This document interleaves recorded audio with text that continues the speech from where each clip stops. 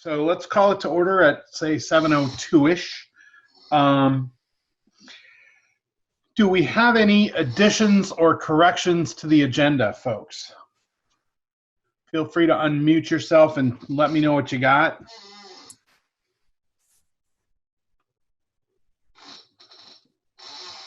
Nothing? All right. Okay. Board norms. We gotta circulate these things. Essentially, stay on topic, be respectful. We've been doing a good job of that with Zoom. Try and stick to the agenda, and we'll get through this. But I gotta say, since we've been doing these Zoom meetings, I think we're doing a pretty good job of sticking to those things, and we've been pretty productive, and this has worked. We're doing well with ourselves here. Okay, members of the public, if you're here to talk about something that's on the agenda, feel free to address us at that point. If you're here for something else, now is your time. I can see you if you raise your hand, if you're on video or on not video. If you're on a phone, you can, I think it's *6 to raise your hand. Nothing? If I miss you, just unmute yourself and yell at me, because it is harder to keep track of everybody in this. All right, thank you. Any correspondence, folks? Wow, flying right through this. Okay, new business. Community service waiver. I know this is something that goes to the community service requirements for graduation from Leland and Gray. Bob, you want to just explain it and we can talk about it? Absolutely. Thank you. At a previous meeting of the Leland and Gray board back in the day, you guys adopted a graduation requirement that includes community service. Your policy on PBGRs that you guys adopted carried that into the new board's domain. But obviously, due to the COVID-19 stuff, we have seniors who are not able to get there. And so we've been advised by the AOE to request from the board any such action that we would need in order to override so we don't violate our own policies. So what I would do is I would ask you guys, rather than getting into specifics about each case, I would ask you guys to grant me short-term authority to waive at my discretion hours for community service for the class of 2020 and keep it specific like that. And that way it's a narrow range of powers that you're giving me to do for this one class, this one time. Anybody want to make that motion? Go ahead and unmute yourself and make it. Go ahead, Keegan. Go ahead. Okay. Ladies first. Yep.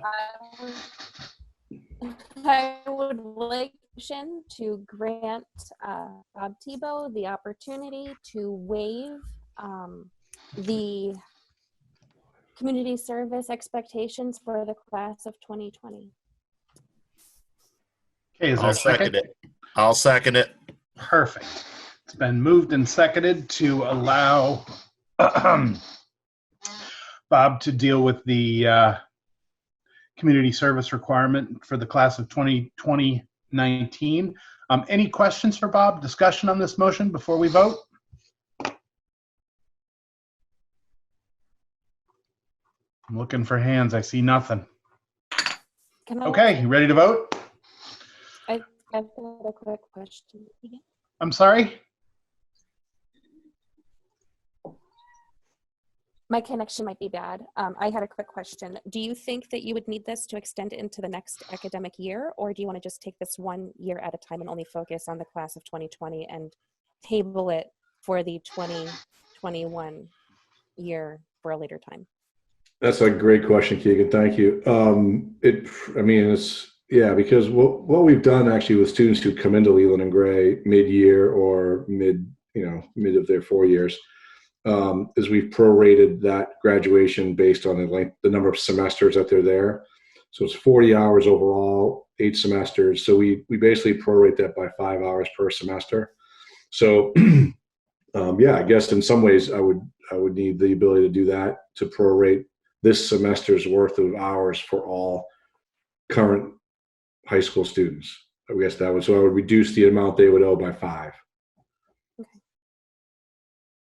Do we need to add that into the motion, or does that need to become a second motion, Joe?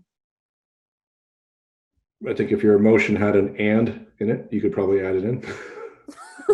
Can we also add in the reduction for, or the consideration for the fall semester of the 2020-2021 academic calendar year? You okay with that amendment, Dana, for a second? Yes. Okay. So now the motion not only allows for the adjustment of it basically allows you to adjust the community service hours required for all high school students for the COVID semesters. You know, specific to graduation for 2019, but also for, you know, in the future for the students that are in school now. If you so, any more discussion on that? We've got a friendly amendment. No? Ready to vote? All right, it has to be roll call. So Dana, Yes. Lindsay, Yes. Trish, Yes. Ken, Yes. Leanne, Yes. Keegan, Yes. Al, Yes. Mike. Yes. I almost forgot you because your video's not on. Ah. All right. The ayes have it. Motion carries. Thank you, guys. Appreciate it. Thank you, Bob. Okay, do we have a student board member on the call? I'm here. Who's that? Abby Hazelton. Hi, Abby. Hi. What can you tell us? Well, it's been really interesting getting used to online classes, especially with the journey schedule that I have. But the good thing is that our group has been super good about the Zoom calls, and we've had almost perfect attendance on them for every Zoom we've had. But I have heard from other people that overall the attendance on the Zoom calls has been pretty low.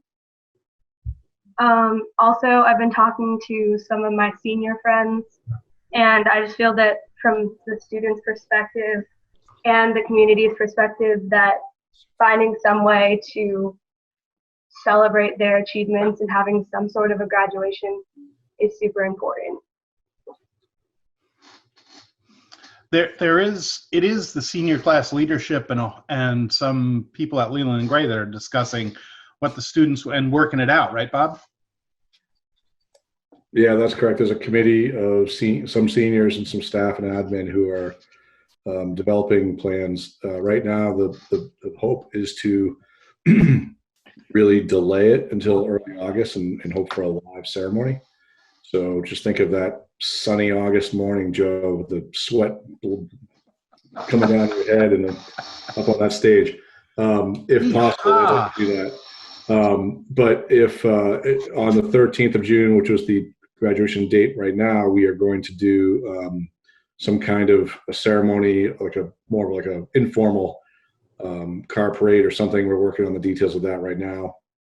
And then, of course, if it turns out that the public health will not allow for a live ceremony in August, then in July we'll start planning to do something virtually. Thanks. That's great. I think it is important. And I hope we can do it live in August. Thanks, Abby. Any questions for Abby, anyone? Beautiful. Okay, the principal's reports were distributed ahead of time.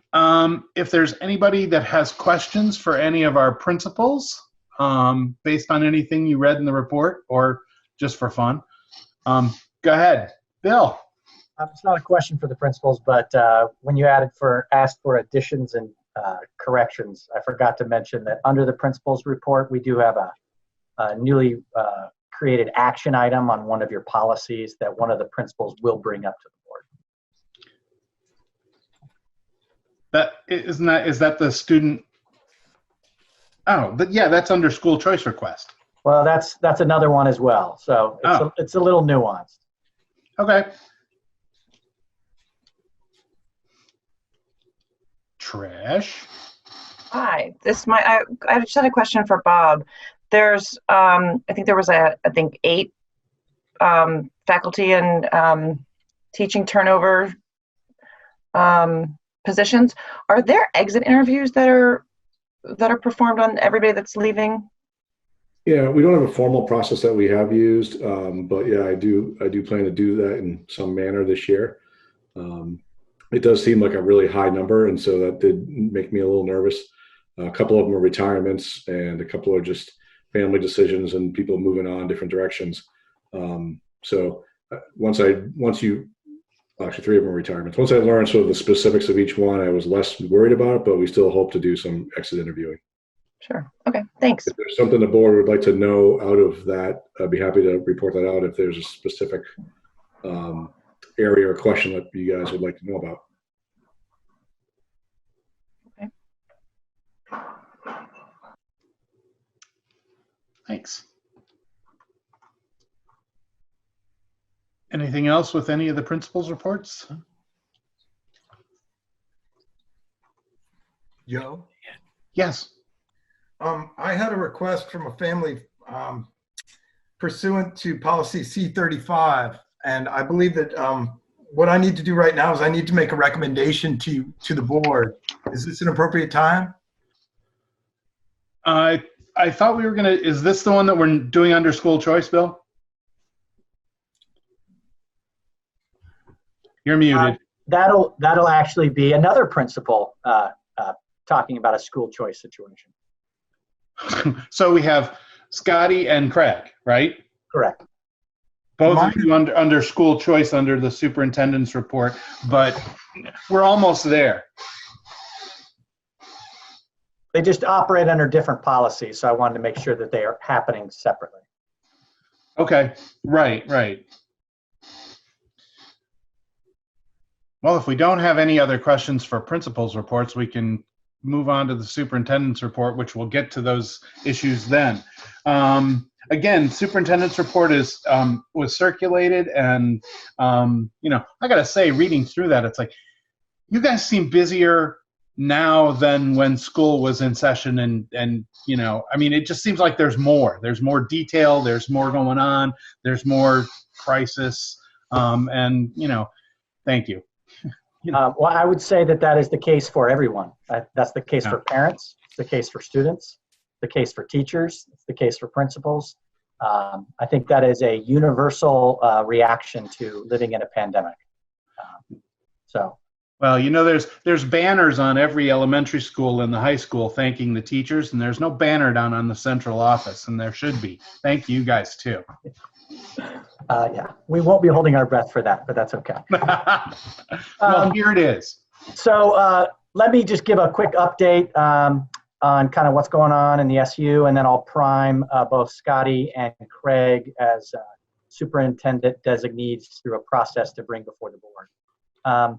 Just a couple things that are really important that are going on is we are preparing to have summer programs in the middle school at Leland and Gray, and in the elementary world at Newbrook. Newbrook is going to be 5 weeks, and Leland and Gray is going to be 3 weeks. And quite frankly, I don't think any of this would have been possible without the board's forethought of investing in the director of operations. He has worked in concert with Johanna Liskowski-Doak and the director of 21C to create these 3 programs following the 13-page guidance from the Vermont Department of Health, making sure that everything is going to be ready so that parents will have the opportunity to take advantage of a safe and healthy, following all the guidance opportunity for their students. And it takes an enormous amount of planning and logistics. I just want to thank Bob and Scotty for being so open to have their buildings take these extra precautions to be prepared for the students. And I think we're going to learn a ton this summer so that we can prepare for whatever the fall brings. And so I just wanted to really emphasize the importance of that collaboration amongst those leaders, and then teachers stepping up to want to teach, because we're going to have an enormous learning gap for students, and for our classroom teachers to step up and want to help out those students in that transition is really admirable, along with the counselors that are going to be supporting all of this. So I just wanted to point out that that's some really nice stuff that's going to be happening in the West River to serve our families and to serve our students. Craig is going to talk about the conversation that we had right at the beginning of, right before the COVID reaction, about the classroom situation at Townsend Elementary School in 345. As it was left the first time, we were to hire, and then the COVID hit, and I told you all that I did not hire that because we needed to have some more time. So I asked Craig to come back and kind of present where is the situation happening now. It's more acute because we have a school choice request that would factor into that. And I'll let Craig explain that as well. So I wanted the board to be fully informed on making that decision if they're willing to tonight. And then Scotty has followed through on our first process on a policy that the board has updated on the admission of resident students. And so he has spearheaded that as the superintendent designee and done a really nice job with that process for the first time. So I'm going to let those two walk the board through those processes to make it as clear as possible, but just kind of wanted to set them up for that opportunity. Great, thanks. Is Craig here? Oh yeah, I see him. Go ahead, Craig. All right, thanks. If I put my video on, I will no doubt lose you, and I just want to let everybody know in the audience and the board, if I do lose you, I've spoken with Bill, and the board has gotten my letter that we can sort of speak and be without me for a little bit. I think this is a chance for us to go back and revisit the large classrooms in 3-4 and 4-5 that we have coming up for next year. Those classrooms are going to be 24 and 23 students large. And this was a consideration that we had before COVID hit.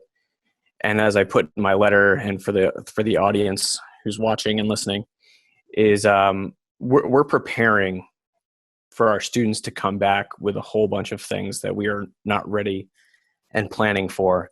And resources like teachers, counselors are going to be in high demand as we reacclimate students to school again.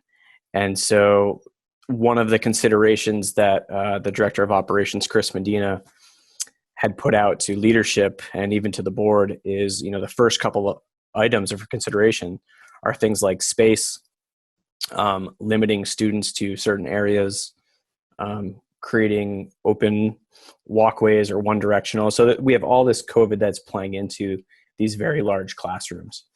And the best way for my teachers and for these students to really have a chance of closing some academic gaps, to heal some of the trauma that they're experiencing from this long break, and to help the teachers that are going to be teaching Bethany Barden and Chris Jers next year, so they're not burning themselves out with 24 and 23 students in one room, is worth bringing up again. And Chris is usually here, and she could probably talk to what it's like to having 22 this year in a distance learning situation, and how difficult that was this year, because that was our configuration of a 3-4 and 4-5. We're not interested in really splitting up a fourth grade classroom. There are friends there, there are peers, there's learning that happens together. And I just would like to have the conversation come back up to reconsider for the education of the kids and the experiences of the teachers that are going to be with them for the next year. We have a really nice opportunity to provide support for them.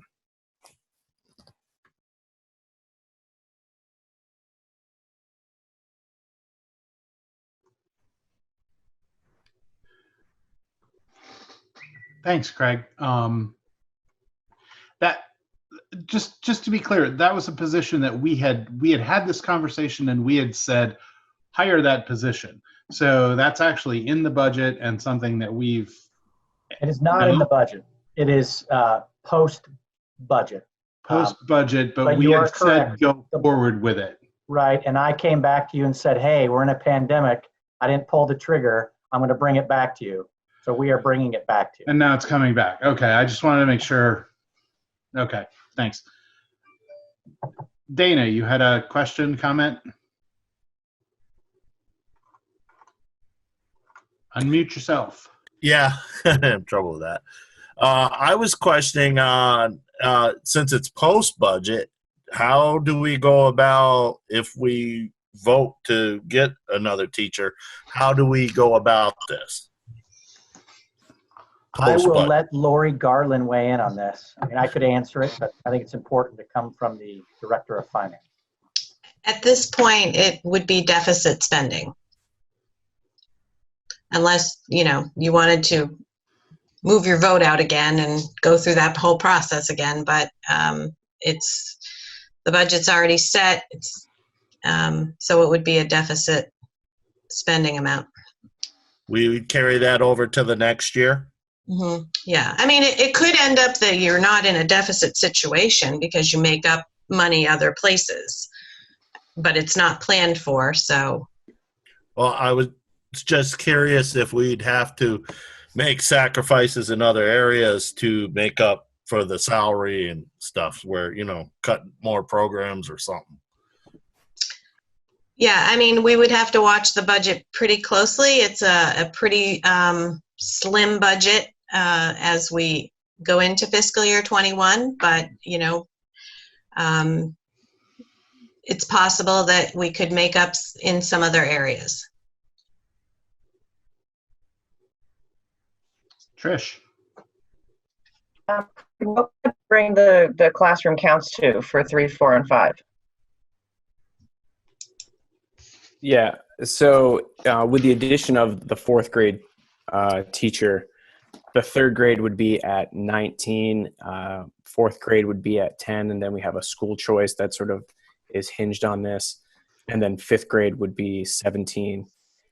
And just so you know, the configuration that we've been using this year and the way that we feel that we can best provide the education, and when I say we, it's Bethany, Chris, and myself, is that each one of those teachers would take a core subject area. So Bethany Barton would be teaching 28 math students, and Chris would be teaching 27 ELA students. It was just a way to be equitable and make sure that they're both receiving the same education at the same time. So while the class sizes right now in a 3, 4, and 4, 5 are split 24 and 23 for homeroom, the reality of the situation is that they would be taking on 28 and 27 teaching responsibilities.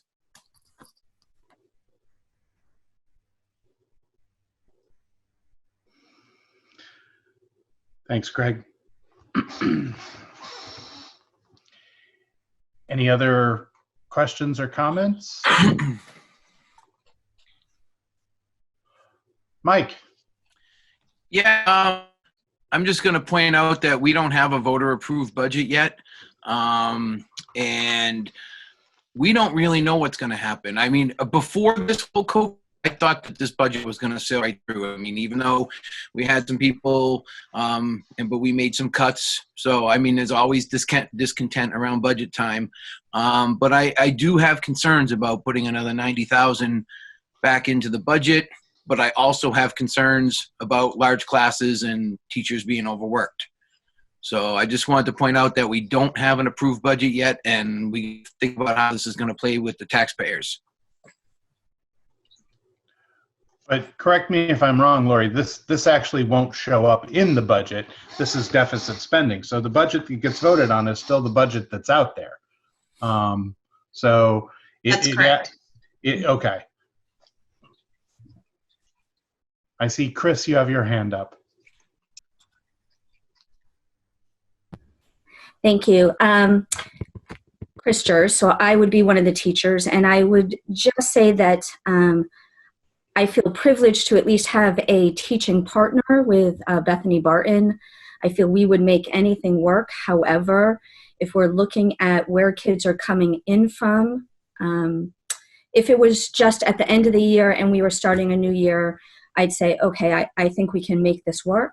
But we're talking about kids that have been out of school for several months, some doing work, some are working, but still the natural flow of falling behind in work and trying to catch them up. And then the thought of splitting up 10 students, so 5 and 5, when they've already been apart from their peers. I guess I'm just imploring that you really think about what's the best for our students. If you decide not to do it, know that Bethany and I will do our best. We will give them, each and every single one of them, the best opportunity they can. But I'm just asking you to really think about the children more than what you're putting the workload on Bethany and I. Thanks. Thanks, Chris. Lindsay? Chris, I'm glad that you said that. That was actually right where my head was going, that if there was ever a year where social emotional development, where academic learning is going to be pushed to the extreme, I think if there was ever a year that we need to think students first, money second, this coming school year is that year. This has been crazy for everybody. Students are going to be having a really difficult transition, most likely. And I think that I don't love deficit spending. I hate it as much as everybody else does, but I think that we don't have much of a choice. Personally, that's how I feel about it. We got to do what's right for those kids. Thanks, Lindsay. Joe, I have a Keegan. question, but I don't know how to raise my hand on the thing. It's on the top right of your picture. There's 3 little dots, and you click on them, and then you can raise your hand. But you're fine. Oh. Okay, thank you. You're My welcome. question is for Craig, and I'm just looking for some clarity. Are you hiring for, or are you seeking to hire a teacher for 4th grade only for the coming academic year? So like a 1-year-long position to cover a bridge? Or are you looking to have a permanent position for a 4th grade teacher that carries forward year after year after year? Thank you for the question, Keegan. No, this is a 1-year opportunity. As Lindsay was just saying, is we're coming in totally different with emotional and learning. And if we have the numbers to support it in the future, that's great, that's fine. But I'm really looking out for these 10 4th graders, but really it's the 3, 4, and 4, 5 who are going to be impacted. That's about 50 students. A 1-year position to really help with the adjustment, the social emotional learning, and then some of the academic gaps. Okay. Thank you, Craig. Thanks. Lindsay again. I have another question, actually.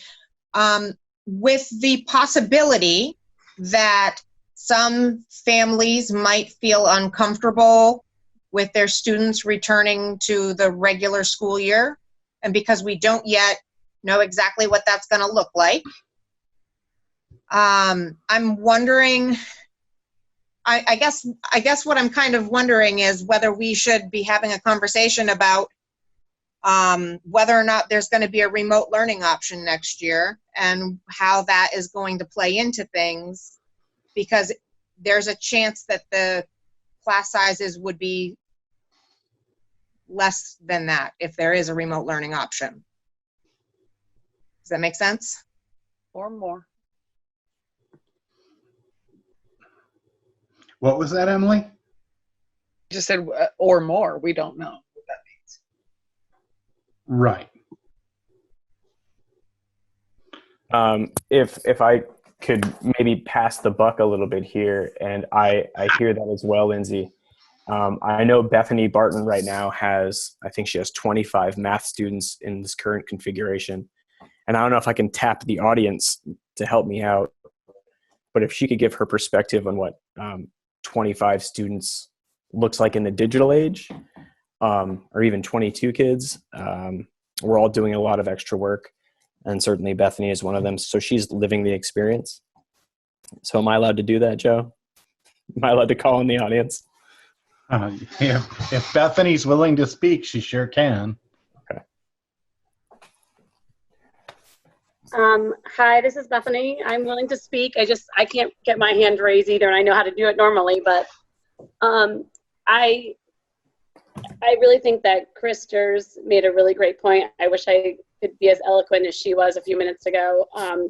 I'm looking at just the emotional and academic needs of these children coming in. Right now, I do have 25 students that I have for math, and then I have 18 students for the other subject areas. I start my day around 7 a.m. and if you ask my husband, most nights I am on until 9 p.m. With a break for dinner and maybe an hour. And that's because I am teaching live lessons. I'm doing one-on-one tutoring. I'm correcting. I'm preparing curriculum.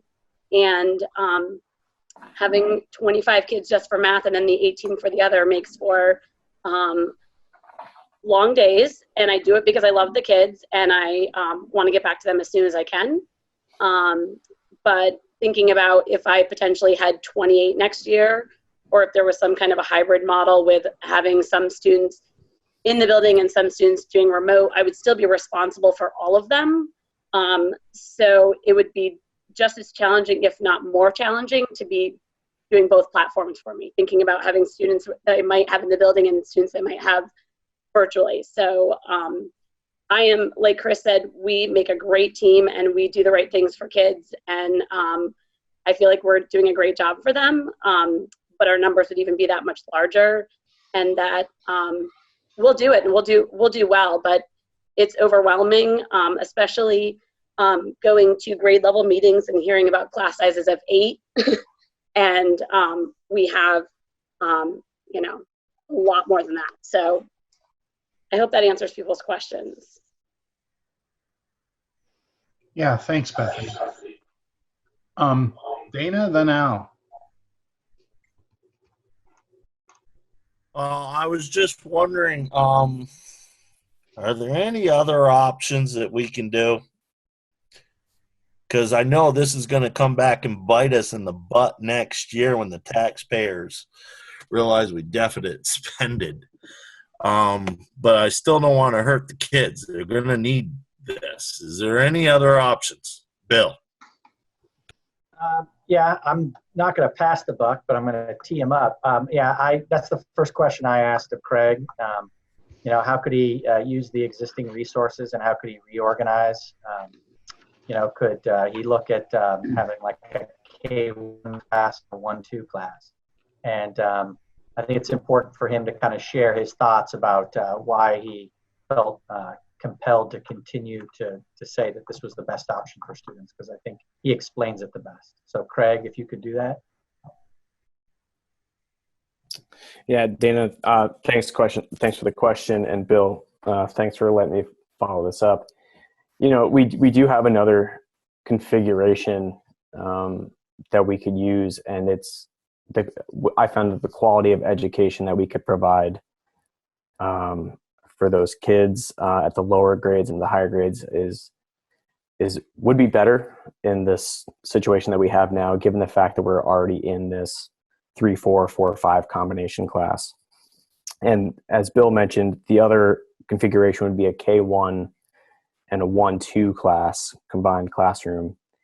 And if we split those classes, now we've become 17 and 18 in each one of those classrooms. And Emily pointed out that we could possibly get more, and I anticipate having more students move on in from the higher dense areas to relocate to Vermont. But when I look at 17 and 18 students in K1 and 1-2, those students are going to need the most attention from us, and are going to have the greatest academic needs and the greatest need for regulation, and or we'll be using a lot of resources that we have throughout the school. And so when we have classes of K1 and 2 of 12 each, having a teacher for 12 kids is ideal to meet those needs. And if we, as soon as we bump it up to 18 and 17 and we get any more kids, now we're beyond that threshold that we talked about last year of having more than 18 in a classroom in the primary grades. So given the fact that we've done the 3-4 and 4-5 combination this year with success, we went with that model, so we're not relearning and reinventing the wheel again. We just thought that that was the best way to do it and provide the quality of education that we could and provide the support for the youngest learners who are going to be needing us the most.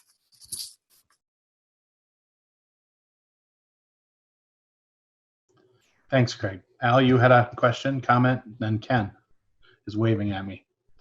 Peace, Ken. Feel pretty sharp. Hey, Ken. First of all, I just want to say, you hear the words front lines bandied about quite a bit.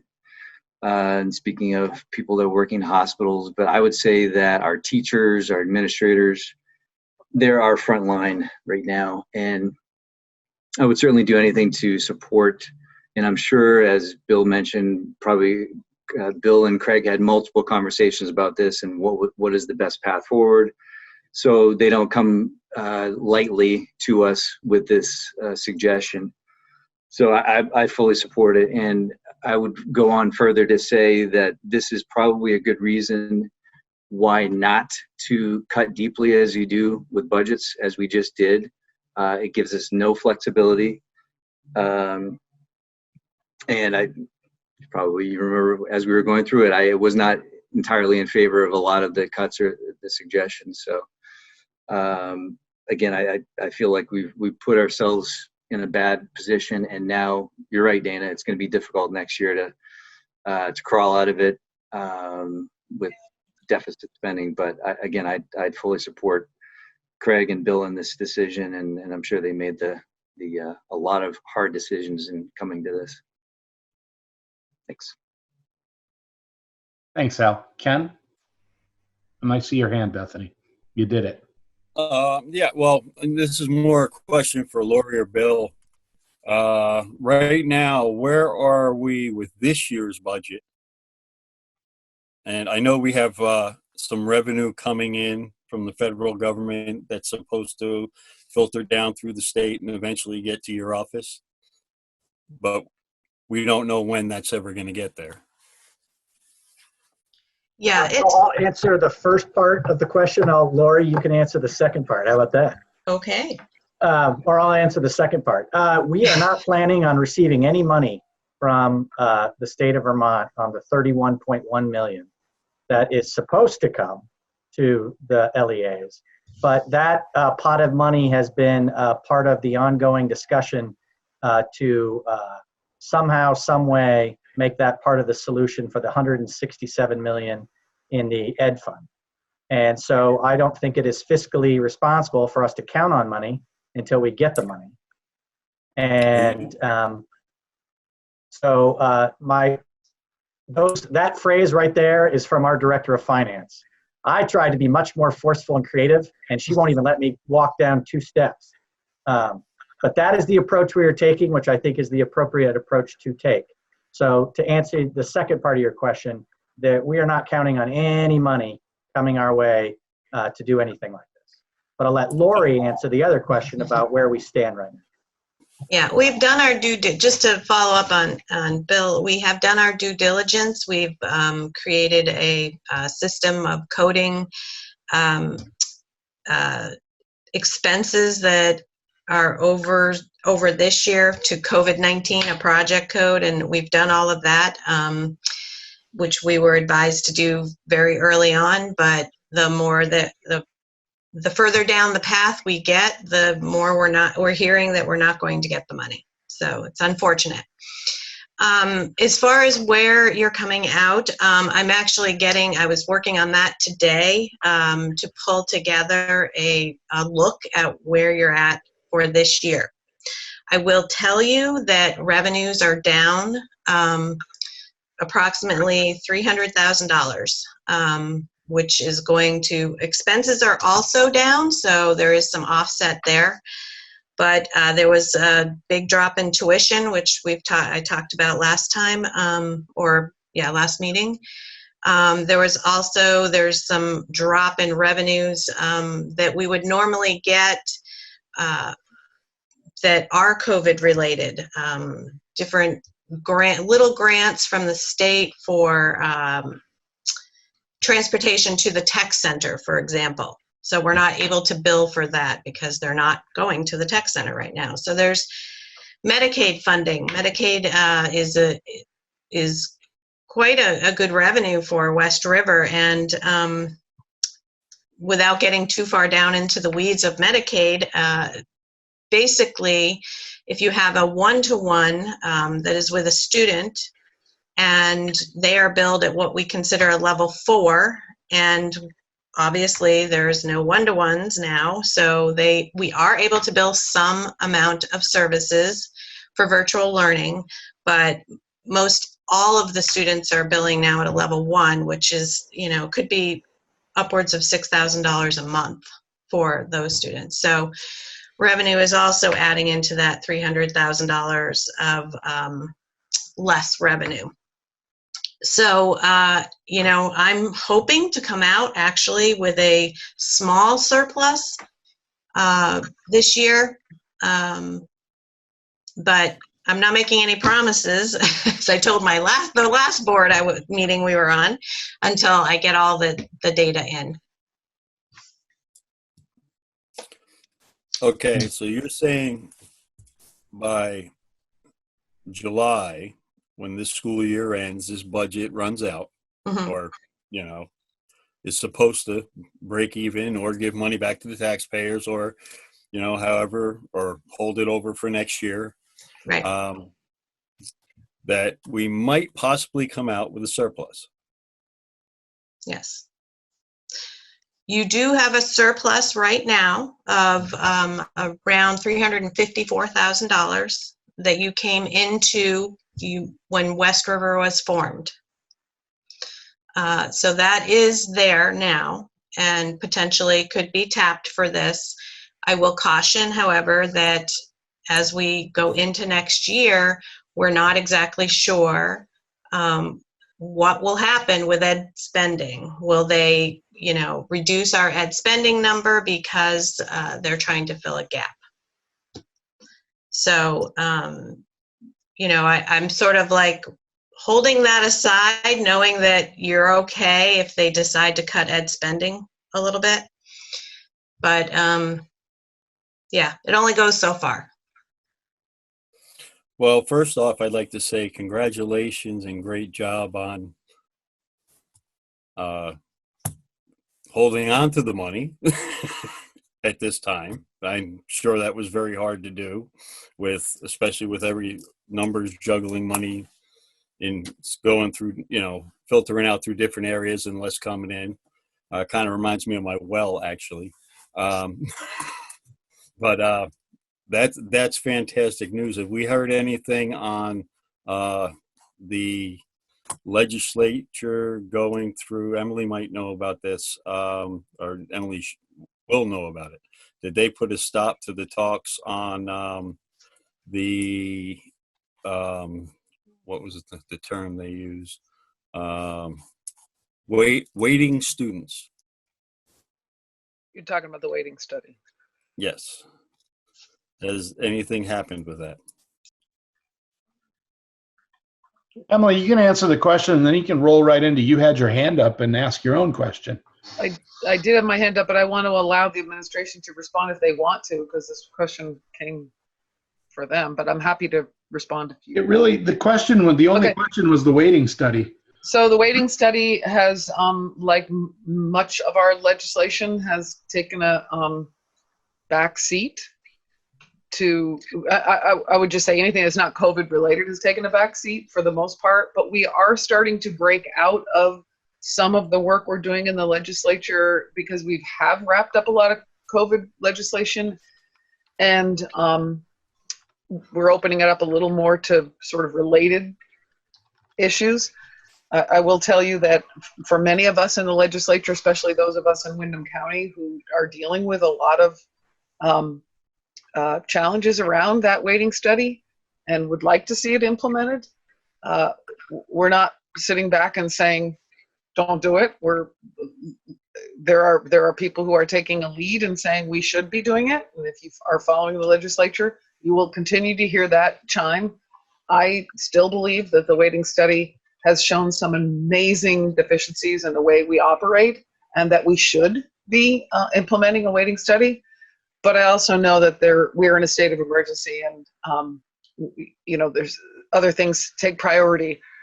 But I haven't let it go, and there are many other legislators in the district, in the county, in the state who have not let it go either. So I can't say that it'll be taken up, but I know it's not off the focus. I would say, though, and I'll step into some of the others, I don't know if there's anything more you want to ask Ken about that. I can't really answer because it's not on the table right today.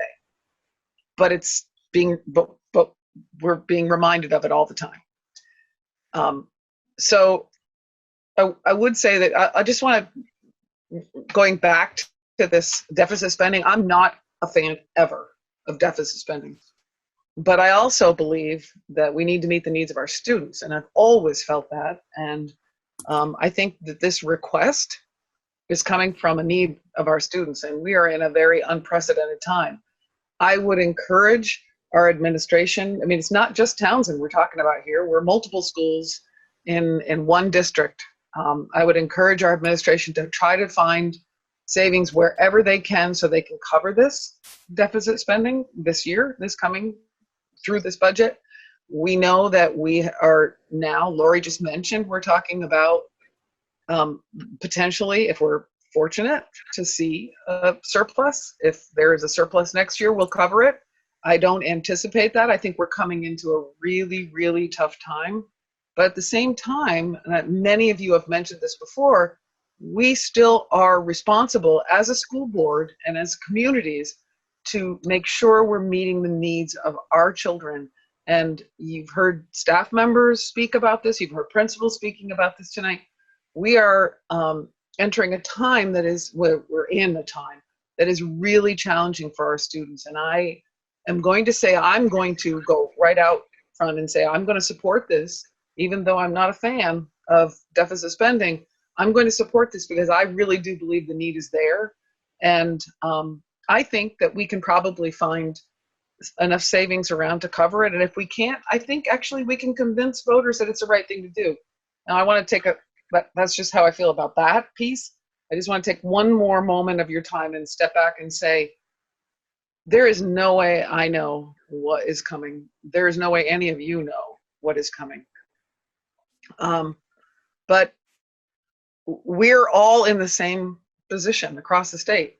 We're all feeling this same challenge, and there is a ton of work being done in the legislature and in the administration, trying to find a way to make sure that we are going to be able to fund what we can. There's a lot of connection going on between the legislature, between the administration, and mostly the legislature, I would say, and the congressional delegation to try to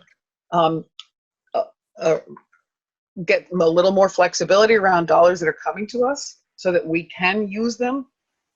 And there's a lot of work going on Ways and Means to try to find a way to use the dollars that are coming to the state to support our public education system. And I believe that in the end, we'll find some supports. I don't know what those supports will be. And I think Lori is right to be cautious and concerned, but I don't want to take away from the students who are here right now and the needs that they have. So I would encourage us to support this proposal right now and continue to look for efficiencies wherever we can. So thank you. Thank you, Emily. I see Craig has his hand up again.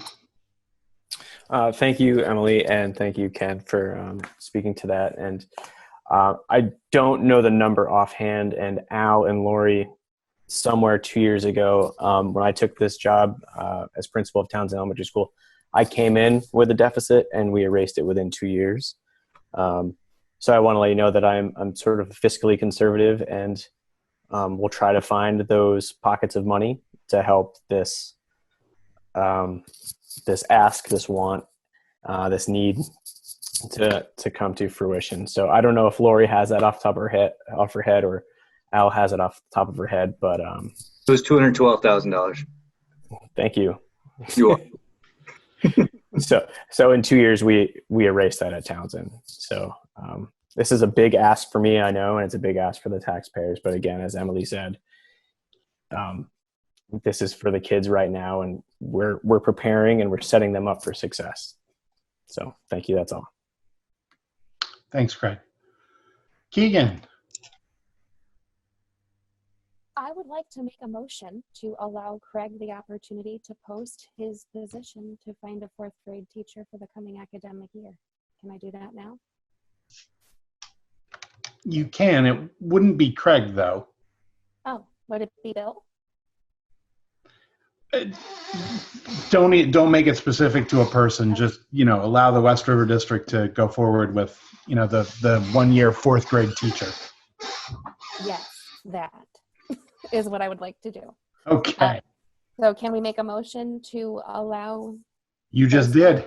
Perfect. Who wants to? You just did. I'll second it. Thanks, Mike. Joe, could you repeat that? It was really hard to hear, Keegan. I'm sorry. It's just, you're very quiet. So if you could just repeat that for everyone. Yeah, sure. Keegan made a motion to allow the West River Education District to hire the 1 year 4th grade teacher for Townsend. And Mike Foley seconded it. Okay, now that it's been moved and seconded, any further discussion? I've kind of beat it around a little bit. Okay, so we're ready to vote then? All right, it's a roll call vote. Just in case it's tight, I'll actually vote instead of going with the majority. Dana. Yes. Ken. Aye. Leanne. Aye. Keegan. Gotta unmute, Keegan. Yes, thank you. Al? Didn't hear it.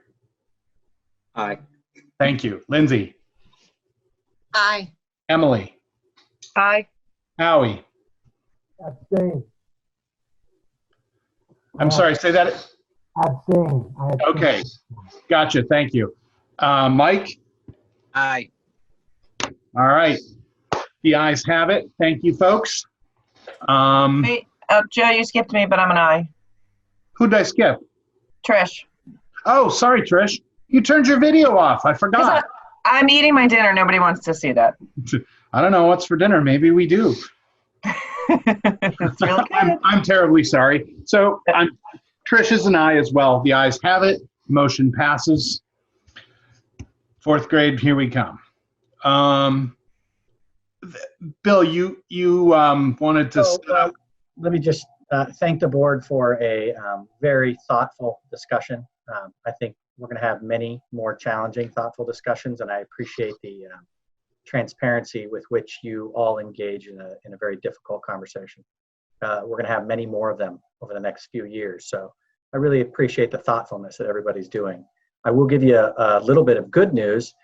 With that decision, you've just added another equalized pupil to your count because we will be bringing in a new student to that 4th grade classroom that was not part of the West River equalized pupil count this year.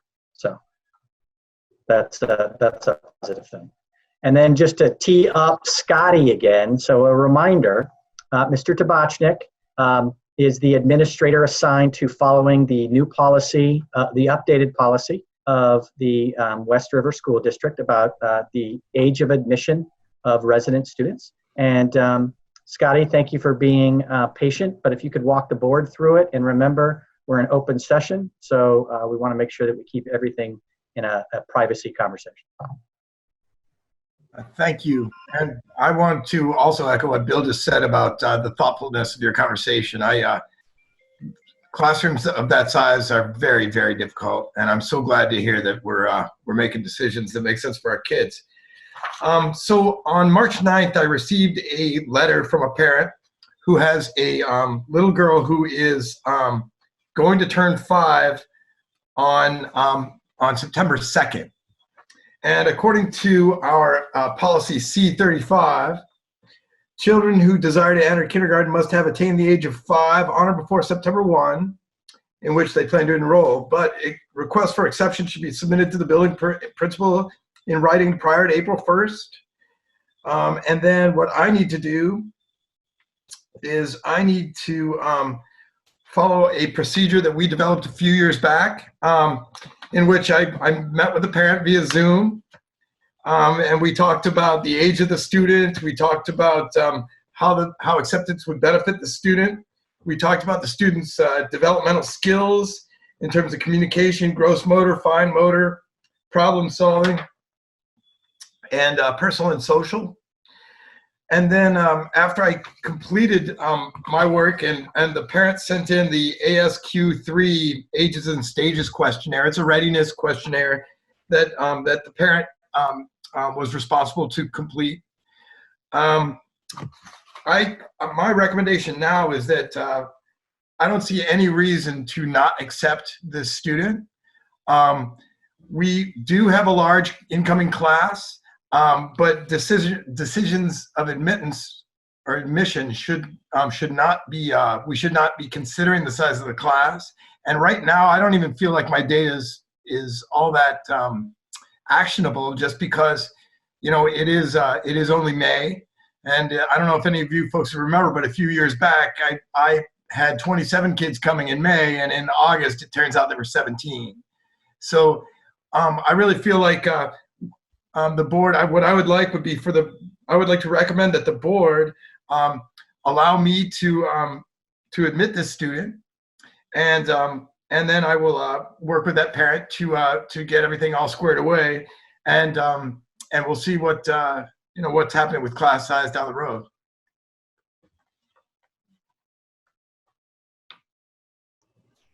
Thanks, Scotty. Bill, you want to follow that up? Yes, just based on our last conversation, I just want to let the board know that Mr. Tabachnick and myself have had very lengthy conversations about class size because of the conversation you just had. Because I can imagine Mr. Tabachnick and I coming back in August and saying something that is very different than what we're saying now. So he is exploring the opportunity to have different classroom configurations if necessary, make sure that they are in the benefit of the student, but also comply with our class size policy of shooting for 18 or less on average in K through 3. So I just wanted to emphasize that. Scotty, if you want to add to that, I just think it's important after our last conversation that the board understands the transparent conversations that you and I have had and that you are thinking about it. Yeah, thank you, Bill. On the last page of my report, I created a chart for what we expect our projections for next year. And I'm thinking that with, I think all of the principals are really trying to get our heads around how we will address the divergent needs of any group of kids next year, given the differences of what's happening at home right now. So I started thinking about my school in terms of bands like K and 1, 2 and 3, and 4 and 5. And maybe we'll be in homeroom a lot, but maybe we would be taking advantage of our peer teacher and possibly someone from academic support or someone from special ed in order to make the groups smaller for our math instruction and our ELA instruction. So given those kind of ideas, I came to the realization that if I was just using one other person from around our building, I could get those K and 1 groups down to 12 kids, and the 2 and 3 and 4 and 5 groups down to 11 kids. So I've been really, Bill and I started thinking about this a few months ago, and you know, I think that there's a lot of opportunity at my school for sharing responsibility and for making small groups and meeting the needs of all the kids. So I'm not, you know, I mean, I think that for this choice, the size of the classrooms doesn't really matter anyway. But when you're looking at my classroom sizes, it looks like we might be 21, 15, 17, 16, 20, and 13 as we move from K to 5, which those are really nice. I mean, I feel very lucky to have a school that's full and robust. So I don't see a big problem in it right now, and I would let you know if I did. Thanks. Ken, you have a question. I'd like to make a motion, if possible. Certainly. I move that the board waive the age of admission based on the parent and administration following our procedure to override the policy. Okay. Is there a second to that? I'll second. Keegan.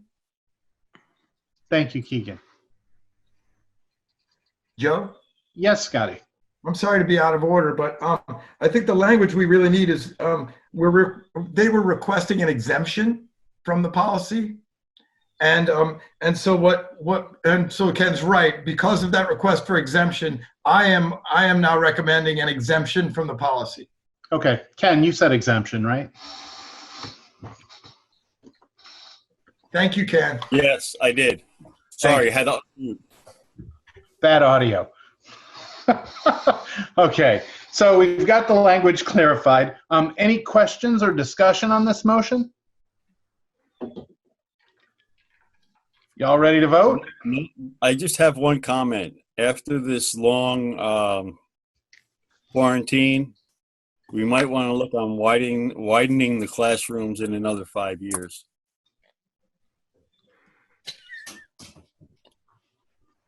Okay. All right, so we're ready to vote. I don't see any hands electronic or waving at me. So Ken, it's just in the order your finger appears here. Leanne. Aye. Keegan. Aye. Al. Aye. Thank you. Lindsay. Aye. Emily. Aye. Dana. Aye. Trish. Aye. Howie. Abstain. Mike. Aye. Did I miss anybody? All right, thank you, everyone. The ayes have it. We have an exemption. Okay. The next item was old business. We have a budget information meeting set for June 1st. It'll be a regular Zoom meeting, but pretty much a single item agenda to let the public call in and go over the budget. We did this. We did hold the. We never did get to the budget information meeting, did we? We had it teed up, but we never actually got to it. Right. Lori's all prepared. She's Lori got is her still ready. wonderful PowerPoint ready to roll, and actually in Zoom it'll be perfect. So that'll be June 1st. Do we have to actually vote to warn that, Bill, as a budget information meeting? Because it said discussion and action. I'm like, what's the action you're looking for? Well, sometimes I cut and paste that. Okay. So, Joe, will we have a bigger attendance? Bigger than what? I don't know. The in-person budget informational meetings. Will we have a bigger one on Zoom? Who knows? Probably. I'll have to look at the limits of Zoom.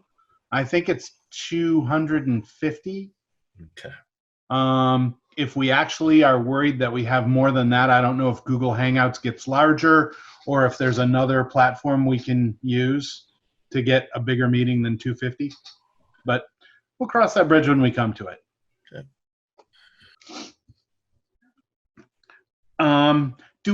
Ken, question? Oh, I see. You're next. Just now that you're bringing up the budget meeting, I'd like to let you know that we have a warned policy meeting on firearms, or actually it's on weapons, but it has to do with firearms. And that will be on Wednesday on Zoom, and it is legally posted. Okay, that's Wednesday. This Wednesday, the 20th. Okay. At 7? 6?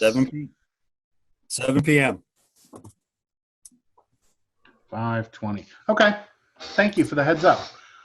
Emily, go ahead.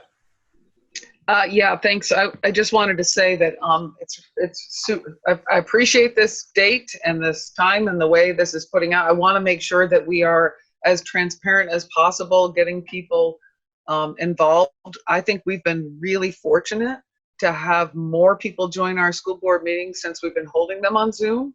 And I pretty much live on Zoom, it feels like, and I'm sad to say that in some ways, but I'm also grateful because it's been giving us great feedback both at the school board level and in other meetings that I've had across the state. I want to make sure that we are sharing, and I know you're going to, Joe, as we move to the end of this meeting, that how we're going to hold not only our informational meetings and our annual meeting and our voting process. I just want to make sure that we're doing the right thing in getting that information out to the public, because this is a super big challenge right now, voting. And I'm super proud that we're one of those 19 school districts who don't have an approved budget yet because we were never able to vote, but we're still moving forward. And there's quite a number of votes going on the day that we are actually holding this in different towns. And I want to make sure that we're practicing all the social distancing that we need to be doing to make sure that our poll workers and the voters and everyone else is safe, but that we can move forward in this really unprecedented time and make this work. So I would encourage anybody watching this to pay attention to what your opportunities are for voting from now on, and to get engaged by involving yourself in these meetings and coming, because there is an additional level of transparency when we all are able to sit here in our homes, as hard as that it can be for some of us who are doing it all the time, but sit here in our homes and say, I can be involved and I can raise my hand and I can have my say. So I just, as hard as this is, I want us to embrace it and be as transparent as possible and move forward as best we can. Thank you. Thanks. You're right. We are moving forward, and our clerk, Anita Bean, has done a wonderful job working with the other town clerks to set up the voting procedures. Every town clerk has been really cooperative and really helpful in putting this process together, and they have it figured out. Obviously, the more absentee ballots we can get ahead of time, that's the easiest thing for them, but they all have plans in place for either drive-through or walk up single entrance to the building with masks and hand sanitizer to let the vote go forward. They recognize the importance of it, and we'll do it as safely as humanly possible. But for anybody watching, request your absentee ballot and get it in ahead of time, and it'll save wear and tear on the actual date. Our annual meeting, I think, is just going to be Zoom. We had kicked around the idea of holding it outside somewhere socially distant, but right now the gathering ceiling wouldn't allow that very well, and we'd probably still have to make it electronic, and it would be a hybrid meeting, and this is just so much easier to manage. And we will make this, these Zoom links are published in our agenda, and I don't know if they're in the actual warning, but we could add that to the warning. I've seen them on social media in multiple different places to encourage people to attend the meeting. We definitely want participation. Yes. Yes. So our next actual board meeting will be in June. Will be June 22nd after the annual meeting.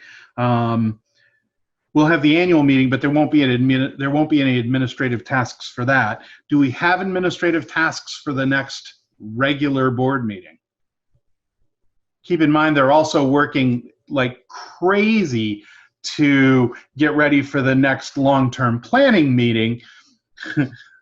Next Monday, there's a committee meeting, and then there will be a long-term planning meeting on the 8th. We're going to have a trifecta, 8, 9, 10 of June meetings. Yippee, right, Bill? Yes. No. I want to thank the board for the thoughtful engagement in the long-term planning meeting, and we've been working since that meeting to bring some clarifying things forward to the budget committee, and we'll get some feedback from the budget committee, and then we'll do some more work, and we'll bring it back to you guys for the long-term planning meeting. All of these meetings are warned, all of them are public, all of them are recorded. I really appreciate the transparency and the thoughtfulness that the board is engaging in, so that we can get to August and have some clarity on the path.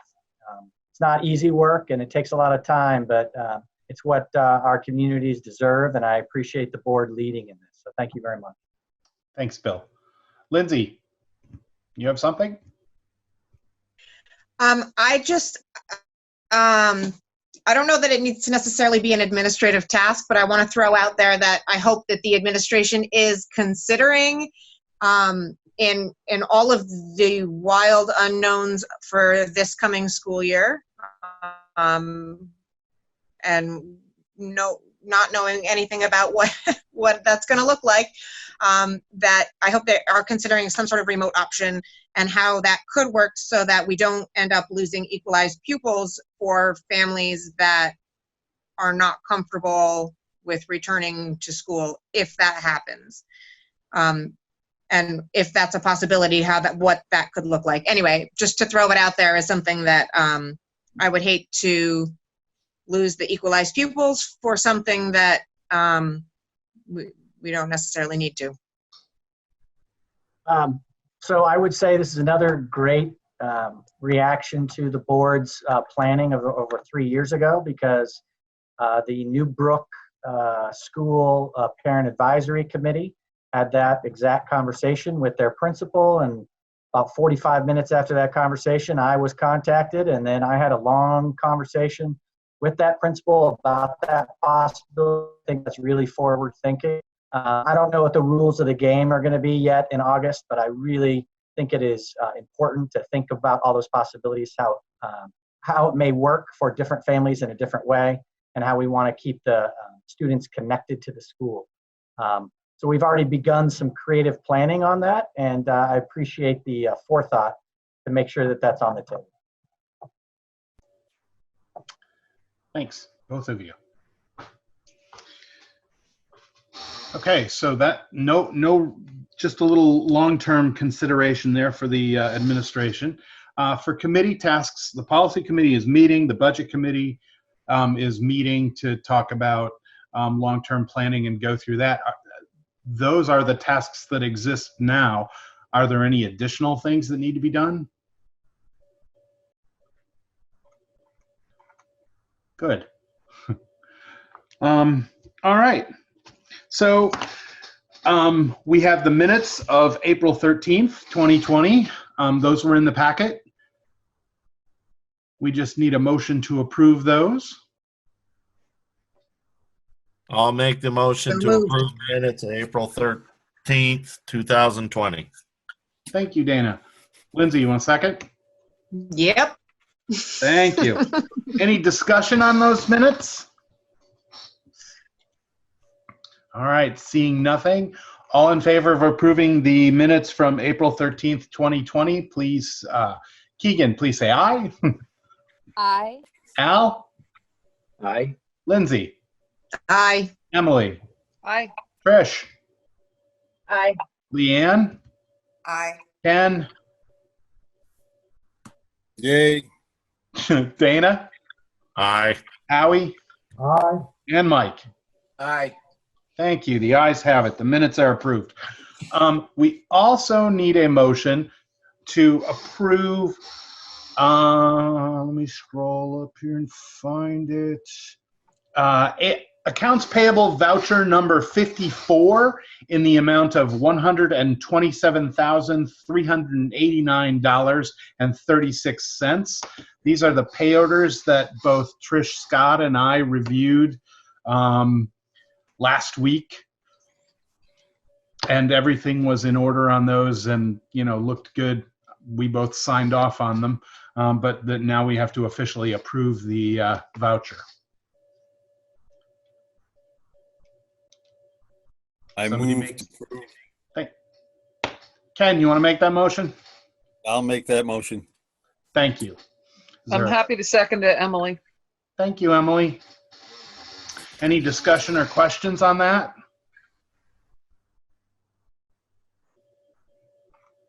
Okay. Ready to vote.